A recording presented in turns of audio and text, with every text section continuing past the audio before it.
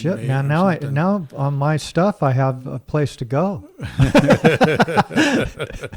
Dude, can you work on my reactor? Yeah, he probably could. Yeah, he doesn't talk about a whole lot of what was going on in there, but No. proud of them also. So he would be underwater for months. Yeah. Their boat was dry docked for a bit, getting some upgrades and things. So he didn't have to do a whole lot of out to sea. Okay. But yeah, they a lot of those guys, there's a few of the classes that they spend months. Yeah. And months out underwater.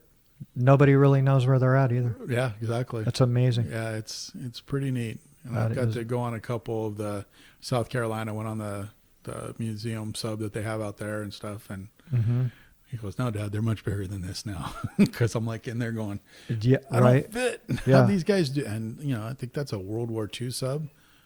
And Got it. So that was a diesel. Yeah, and to think of those guys being down there, their bunks were on top of the torpedoes. Unbelievable. Yeah, it's just crazy that those guys were able to do that. Did he choose to be on a sub? Yeah. That's what he wanted to do. That's what he wanted to do. Yeah, he ran the gauntlet going to college and wanted to be in orthopedic surgery because of his shoulders. That he had a great surgeon work on his shoulder, tore his labrum and a bunch of stuff in there, and wanted to do that. Then changed his mind. Then he wanted to be a mechanical engineer and changed his mind. Then he was going to be a police officer. And one day he came home and goes, "Hey, I just joined the Navy." Is that right? I go, "Really?" And he goes, "Yeah, are you mad?" And I go, "No, at least I know where you're going to be for the next 6 years."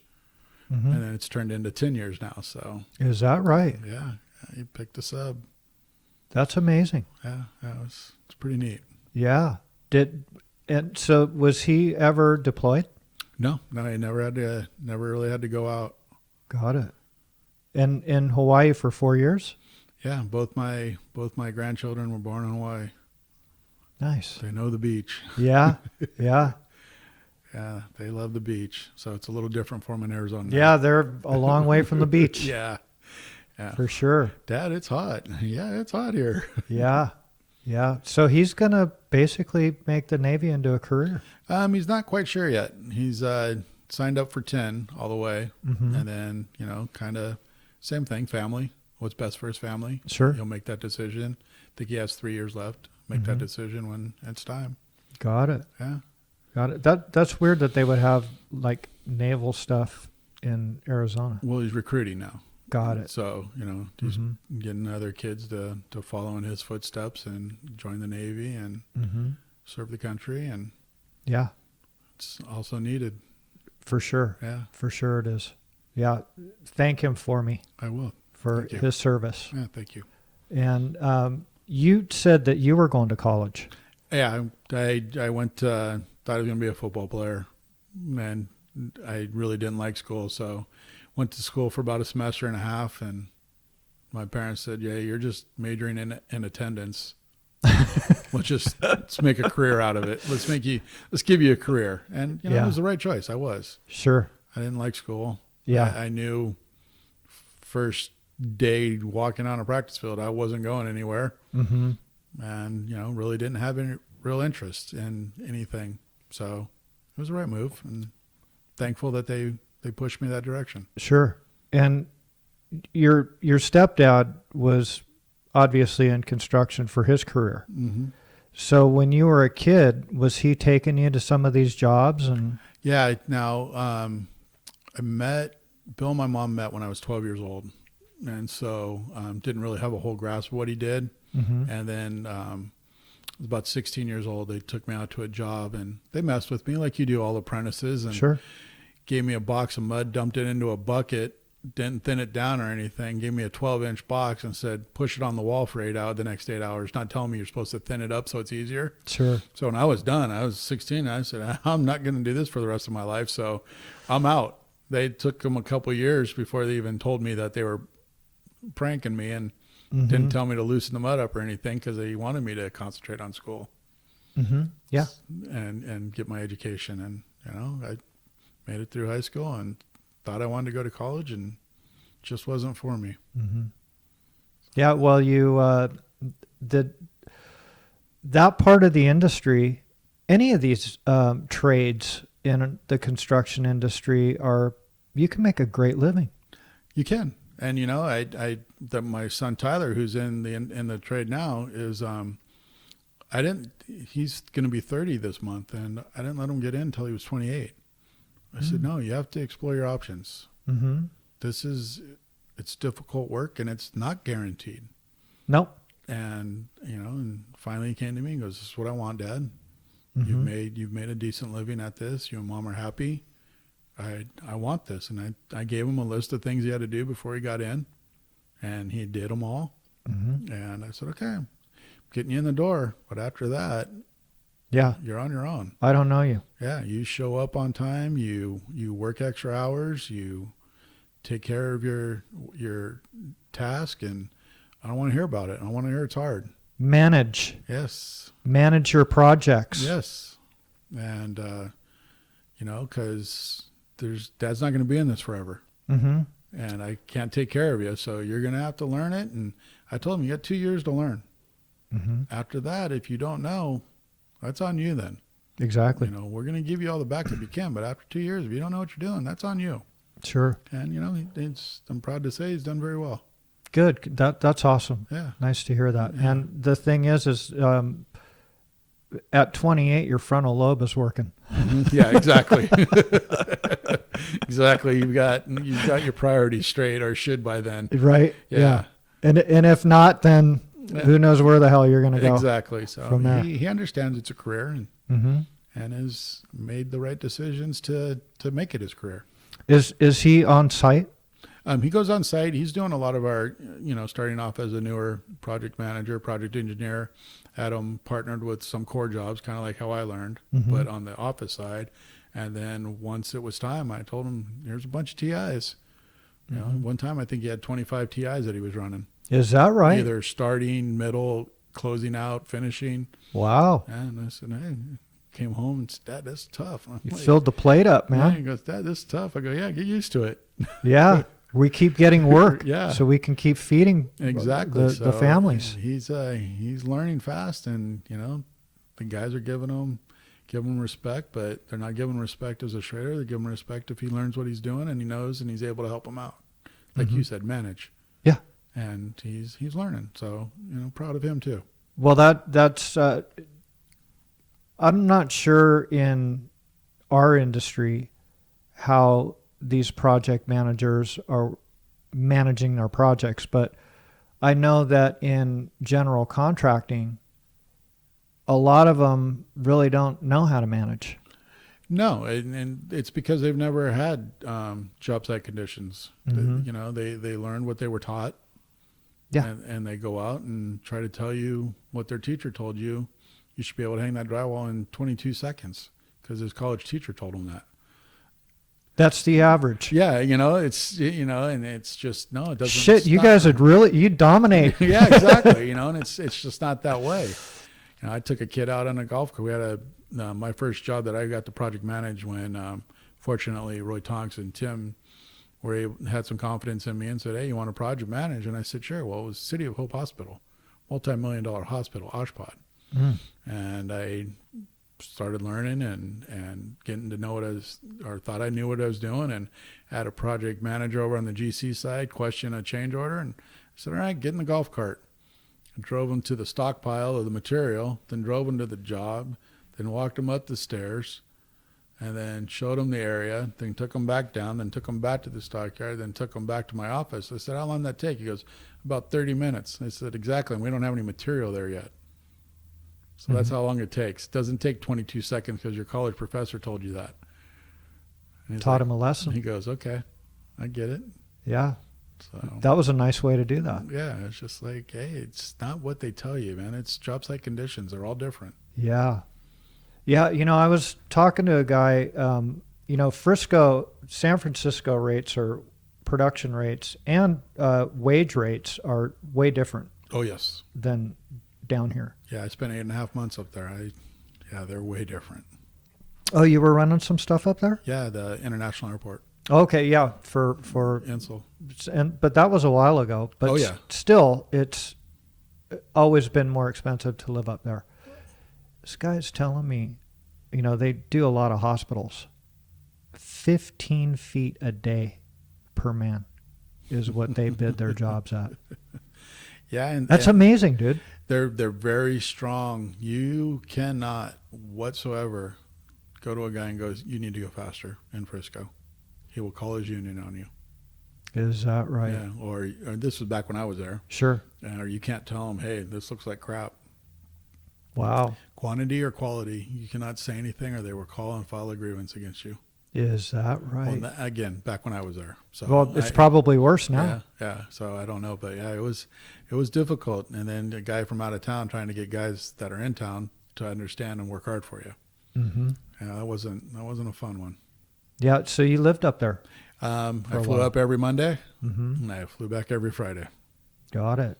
Yeah, it was funny. We used to fly back every Friday after work, like 3:00 or whatever, land in Ontario and go home. And then we were there for a bit, and then we were getting on standby and leaving like at 2:00, 1:30.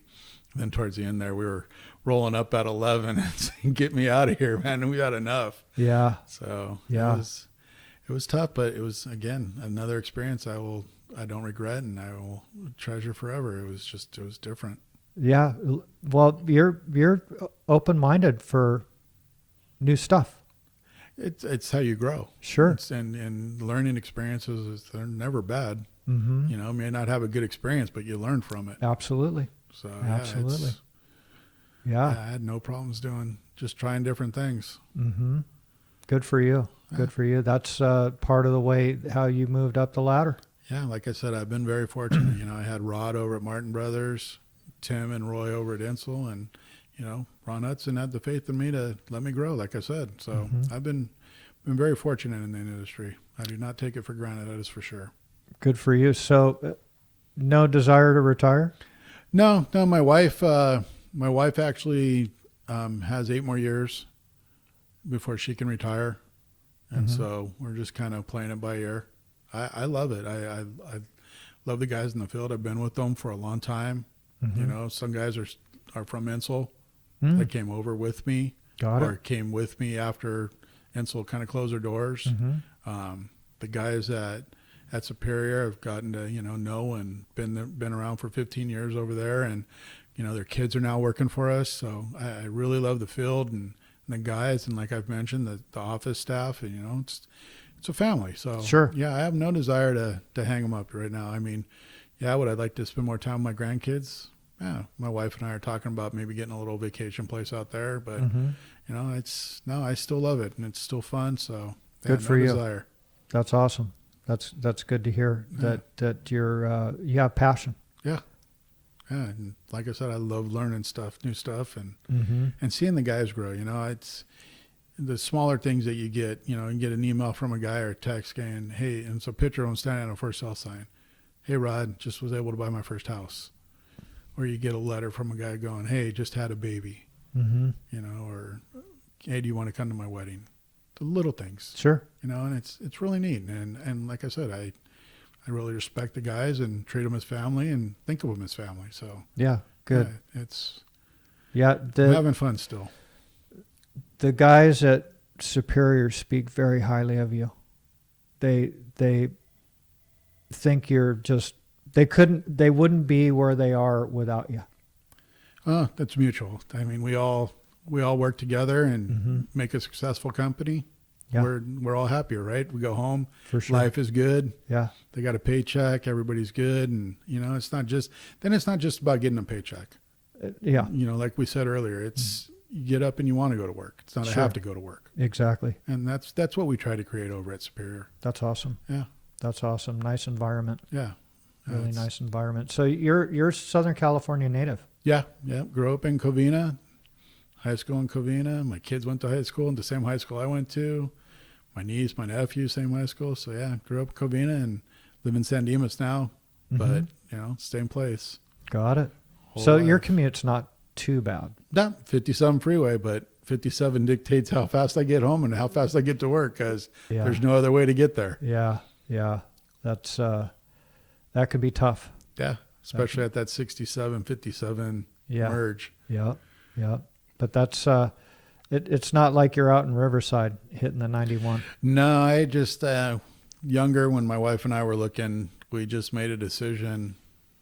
It's not worth having a big giant house and driving, working for 8 and driving for 5 or 6. Sure. Just wasn't worth it to us. Yeah. So, Yeah. and we stayed local. Is she a Southern California native as well? Yeah, she grew up in Orange County. Got it.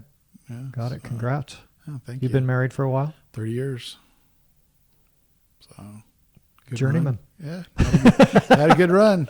You know, I tell guys when they're getting married, guys in the field or in the office getting married, and I said, okay, don't do this, this, this, and this. And they're like, yeah, right, Rod. And I go, look, man, I've done it. If you can do something wrong, I've done it during my marriage. And so don't do it. I'm telling you, don't do this. And they'll come back and go, yeah, I didn't listen to you. And I'm like, oh, man. Yeah. What's wrong with you guys? Yeah. Well, you can lead a horse to water. Yeah. You know? It's like I like to bet the guys when they're having their first baby. I'll go, I'll bet you a drink or a lunch that you cry. Oh, I'm not crying. Okay. You want to bet? Yeah. All right. Hey, I owe you a dinner. Yeah, that's what I thought. All right. We're going to Mastro's. Hey, exactly. Yeah. So it's, you know, it's that kind of stuff I really love. Yeah. Yeah. So what are your hobbies, man? I like to golf. Like golfing? I do like golfing. Not necessarily good at it, but as I've explained to my wife, it's the one place I can go and I can turn work off. I can just turn it off. I don't think about work. You got to look at that ball, bro. Yeah, you gotta. And you know, I know I'm not going to be a professional golfer. No, I'm not playing for money. You know, so you go out there and you have fun. You know, I played football and baseball growing up. My uncle was a very good golfer. Probably could have been a professional, but you know, back in those days, it was before Arnold Palmer. There was no money in golf. Right. Right. So he still kept his passion for golf. Taught me how to golf. I was very close to my uncle, so you know, I love that. You know, learning from him and just going out, and he was the same way. I mean, when he passed, he was still a 7 handicap, and he was almost 80 years old. Wow. But he never got mad. He had a bad shot. He's just like, yeah. Like, so I've learned that, and you know, it's like, yeah, I had a bad shot. Yeah. Go on, but it's a place where I can relax, and I love that. You know, love the grandkids. You know, this is the first time we got to see them since COVID. Oh, is that right? Yeah, so you know, love hanging out with the grandkids. But so you go out to Arizona often then? We were going to because they just had moved there, and we'd been there 3 times in like less than 3 months, and then COVID. And my son's around the public, my wife's around the public still. I was still going to work, so you know, we just kind of stayed away for a bit until we felt it was safe enough to go hang out with the family. Yeah, well, they said 2 weeks. It's been 3 months. Yeah, exactly. You so know? Do you know anybody who got it? We've had one guy. We've got a field of 250, and we've had one guy test positive, and that was at the very beginning of it. And his wife was a nurse who got it, who then gave it to him. So, you know, fortunately for us so far, we put a lot of policies and procedures in place, and we've been lucky so far. Yeah. You know, and I send out emails every week to the guys in the field and just keep telling them, don't take it for granted. You know, we've gone this long. Right. Don't let your guard down. How was he? Did he full recovery, 14 days, no symptoms. He said it's just like a bad flu is what he said. So, but you know, we got fortunate so far. And he's back. Oh yeah. Got it. Yes, sir. Got it. Yeah, I only talked to one guy up in Northern California, and he called the doctor and said, "Hey, you know, I've got this, and that." The guy said, "Take 2 aspirin. Call me in the morning." He had COVID, and his wife had it, and he said the only thing that was, you know, he has asthma, so he's you know, 2 months after the fact, he's still wheezing. Really? Yeah, he's coughing up lung cookies and trying to get that out of him, but he's getting a little better every day. Wow, that's unfortunate. Yeah, you know, it's very weird because at the beginning when this guy tested positive, some of my guys that were around him, you know, we were wearing, at the time we'd already implemented the wearing of the mask and, you know, safe social distancing, good hygiene, and they were around him, but they weren't. And so I was just at the very beginning, I wanted to be overly cautious. And I said, okay, all you guys, you call your doctor and see what they say. One guy who was there the day after the guy, not even around him, didn't go to the area he was working in. His doctor said, stay at home for a week. If you get any symptoms, call me. One guy was there the same day as the guy, not necessarily working, but had walked by the guy while he was working. It was our foreman. Doctor said, "You're fine. Go back to work." Amazing. So a lot of different doctors' opinions and things, and we've just tried to err on the cautious side. And Sure. I tell my guys, hey, if somebody on the job tests positive, you're to call your doctor and follow his advice, and then follow our policies and procedures. And like I said, so far we've been pretty fortunate. Yeah. Did you write all those up? Yes. Yeah. Man, that was tough. Yeah, it was a lot of reading, a lot of stress. I will not kid you. I put myself through a lot of stress trying to, because like I said earlier, it's family. So you're trying to keep them safe. Yeah. And I just, like I said, I was probably overbearing on some of the stuff I did, but I was looking out for everybody. Yeah, you were being cautious. Yeah. So. How about his wife? Did she recover okay? Yeah. Everything was cool? Wife was good. Went back to work. He was good. Again, since it was the beginning, they weren't retesting because it wasn't part of the CDC and WHO and California and LA County to retest. They just said stay at home 14 days and go back. That's one of the things. I said, well, I don't care what your doctor says, you're retesting. Sure. And so finally he was able to get a doctor to retest him. He tested negative and was able to come back to work. Got it. But yeah, so. Did any of your jobs get shut down? We had one at Disneyland that completely shut down. Yeah, they shut that whole place. Yeah, they shut Disneyland down, exactly. So we had one at Disneyland that completely shut down. We've had some others that weren't started, that pushed, that are starting to pick back up now, and Got it. they just slipped on the job sheet. But Disneyland was pretty much the only one that just shut its doors. Now we've had some other jobs where guys tested positive when we shut down. One job shut down for the 14 days and told everybody to stay at home, don't go to other jobs. And we've had other projects where they shut down for a day and sterilized the work area and the restrooms and everything and gone back. But only the one that completely shut down. Got it. Yeah. So we've been lucky here in Southern California with, because Northern California, they shut jobs down. Yeah, no, they shut everything down. Yeah.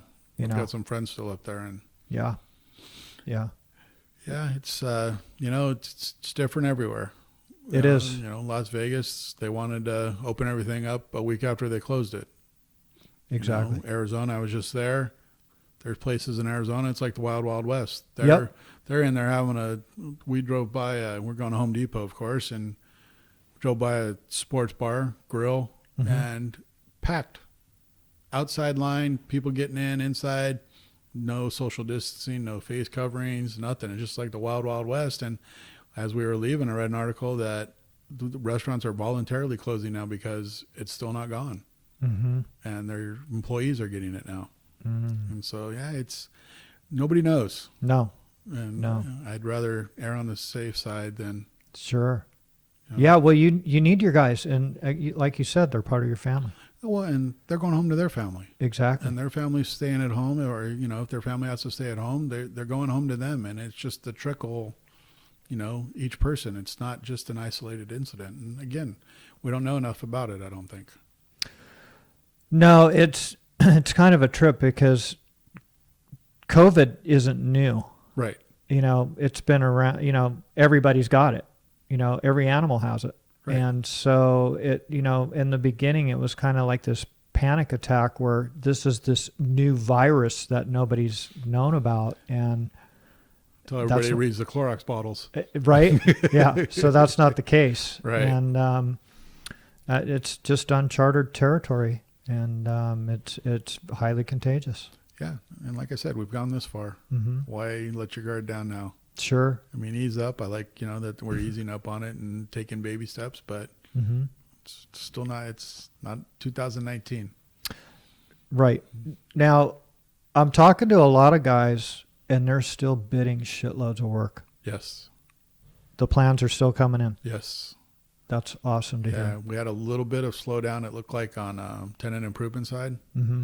On the general contractors that we bid to. Right. Had like just a small little, let's pump the brakes, but it's starting to come back really, really strong now. And, the towers and the big core jobs, they didn't skip a beat. That's awesome. Yeah, The population is growing, man. Yeah, So, people want to come to America and, start businesses and buy houses. And it's impressive. I know you've been around a long time also. I've never seen it like this busy. no, We've gone through some booms, but yeah, not like this. yeah. No, this is, the other thing is too, is, from the 2008, shit crashed so hard, and it was like we were stuck in second gear, for,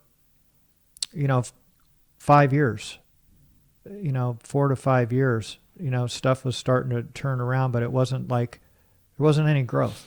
Exactly. Yeah. And then all of a sudden, man, the afterburners came on. Yeah. And it's no slowing down right now that I can see. And then we got to get ready for the Olympics. Yep. So that's good to hear that the plans are still coming in for you guys too. Yeah. No, I was talking with one of the gentlemen from the union yesterday, and he was just saying, he goes, man, we're still having trouble getting guys to companies. So it sounds like everybody's doing really well, and that's good. That is good. And do you do any mentoring for any of the apprentices or anything like that at the union? No, I don't. I really haven't been involved like I would like to be in the union. More so. But they've got. I know. A lot of our guys go over to Vegas and do the foreman training and do that, and I encourage that. But yeah, going down to the unions now, I don't. Just haven't had a chance to. Got it. Yeah, you got your hands full. Yeah, just a little bit. But it's fun. Like I said, I wouldn't trade it in. Yeah. I really appreciate you coming in here to tell your story, Rod. I appreciate you having me. Thank you. This is to not necessarily for the older guys. This is to inspire these young guys. Yeah, you got to keep. It's the legacy. You want it to keep going. When I do retire from Superior, the guys that we brought in and we trained, I want them to continue to carry it on and just construction as a whole. It's something to be proud of. It really is. I know people look down on construction. We're essential, bro. Yeah, I know. But don't start till 8. Ooh, your stuff smells. Ooh, it's too loud. But construction's important, and it's a neat trade. It is. Not everybody can do it. So yeah, I want people to learn and carry on and be able to grow. Yeah. Well, what's badass about it is you can touch it. Yeah. When you're done, you can stand. You can physically touch it, and you can stand back and go, "Wow, that wasn't there." Yeah, and driving around, the guys can be driving around in L.A., Orange County, wherever we work. Go, hey, I was part of that building. Yeah. It's going to be there probably your whole life. Exactly. It's like the 60 story. We're going to do a 60 story downtown. Guys that work on that, they're going to be able to take their kids and go, see that building? Wow, Dad, that's so tall. Yeah, Dad did that. And that's pride. Yeah, for sure. Yeah, so it's really, construction's a really good thing that a lot of people don't see it that way, but for us to do and take pride in it, we do a lot of great things. For sure. The younger guys, they're starting to push trades more than they were as far as you have to have a degree. Right. Because it's not for everybody. And a lot of those markets are saturated, with programmers and so forth. Who doesn't want to work in IT, right? Exactly. Not everybody can. Exactly. And it's a saturated market. So, the cream is going to come to the top. And so it's very competitive. And you can really make a great living being in the trades. Yeah, that's what I tell guys when they come in. Hey, you have a chance in 3 years, 4 years to providing for your family, doing very well. If you get to a point where you don't want your wife to work, you're going to be able to do that if you continue. Yep. We talk to the guys about that all the time. That's awesome. And take pride in what you do. Yep. Yeah. I really appreciate you coming in here and telling your story. And people are watching these. Well, appreciate it. Thank you very much. And you have a good rest of your day, Rod. Hey, you too. Take care. All right, thanks. Thank you.